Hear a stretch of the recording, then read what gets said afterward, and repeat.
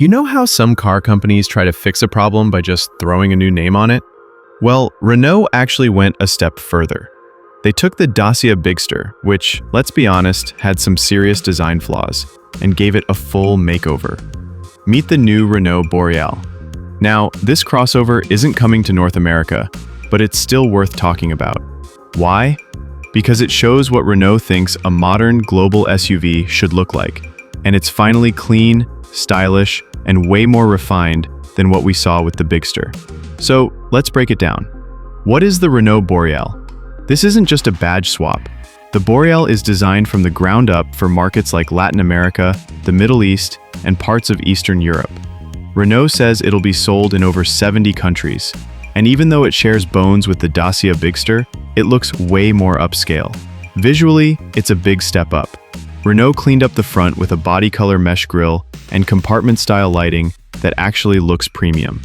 There's the new Unveiled logo front and center, and around back, the messy, cluttered Bigster rear end has been completely redesigned. Slender taillights, a sharper bumper, and a smoother liftgate all come together to make it look finished. Like, actually finished. Add in the contrasting black roof, aluminum skid plates, and 19-inch alloy wheels, and the Boreal starts looking like a proper urban SUV. Not flashy, just clean and confident. Inside, Renault went full tech forward. There's a 10-inch digital gauge cluster and another 10-inch infotainment screen, this one with Google built in, meaning native maps, assistant, and Play Store support.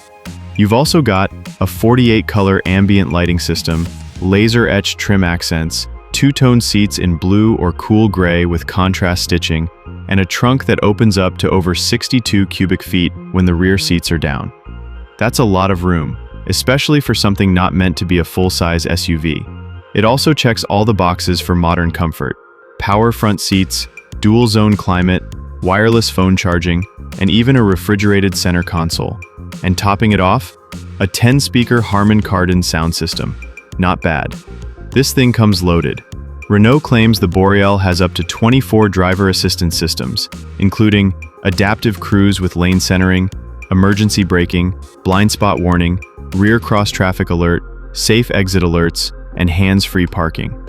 Basically, the Boreal is built to give you peace of mind, whether you're in Sao Paulo or Istanbul.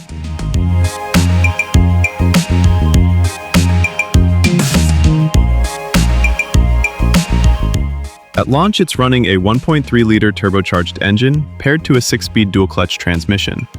Now, power depends on the market.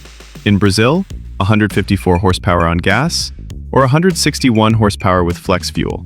In Turkey, 136 horsepower and 177 pound-feet of torque.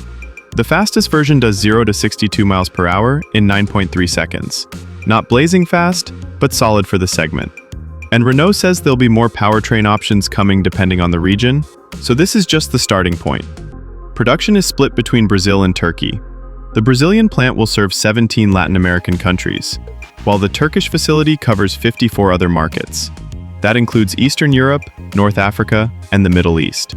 The Boreal hits Brazil later this year, with a wider rollout starting in 2026. So, why should you care? Even though it's not coming to North America, the Renault Boreal shows that affordable global crossovers don't have to look cheap or feel unfinished.